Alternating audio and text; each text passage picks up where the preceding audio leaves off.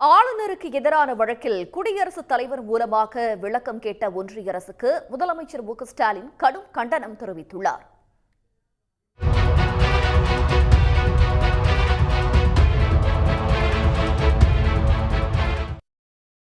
தமிழ்நாடு ஆளுநருக்கு எதிரான வழக்கில் மசோதாக்கள் மீது ஆளுநர் 1 மாதத்திலும், ஆளுநர் அனுப்பும் மசோதாக்கள் மீது குடியரசுத் தலைவர் 3 மாதங்களிலும் முடிவெடுக்க வேண்டும் என உச்சநீதிமன்றம் உத்தரவிட்டது.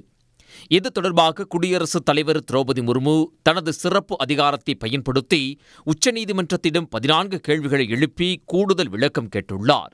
இதற்கு முதலமைச்சர் மு.க.ஸ்டாலின் கடும் கண்டனம் தெரிவித்துள்ளார். பாஜகவின் உத்தரவுப்படியே தமிழ்நாடு மக்களுக்கு எதிராக ஆளுநர் RN.ரவி செயல்பட்டார் என்பதை இது அம்பலப்படுத்தி உள்ளதாக குறிப்பிட்டுள்ளார். ஒன்றிய அரசின் நடவடிக்கை மக்களால் தேர்ந்தெடுக்கப்பட்ட மாநில அரசை பலவீனப்படுத்தும் முயற்சி என்றும் குற்றம் சாட்டியுள்ளார்.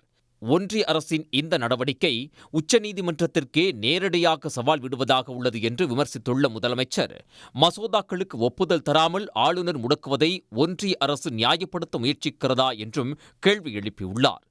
ஒன்றிய அரசின் நடவடிக்கை மாநில சுயாட்சிக்கு பெரும் அச்சுறுத்தலாக மாறியுள்ளது என்றும், எனவே அரசியலமைப்பு சட்டத்தை காக்க பாஜக ஆளாத மாநில அரசுகள் ஒன்றிணைய வேண்டும் என்றும் முதலமைச்சர் மு.க.ஸ்டாலின் வலியுறுத்தியுள்ளார். உடனுக்குடன் செய்திகளை தெரிந்து கொள்ள சன் நியூஸ் பெல் ஐகானை கிளிக் பண்ணுங்க.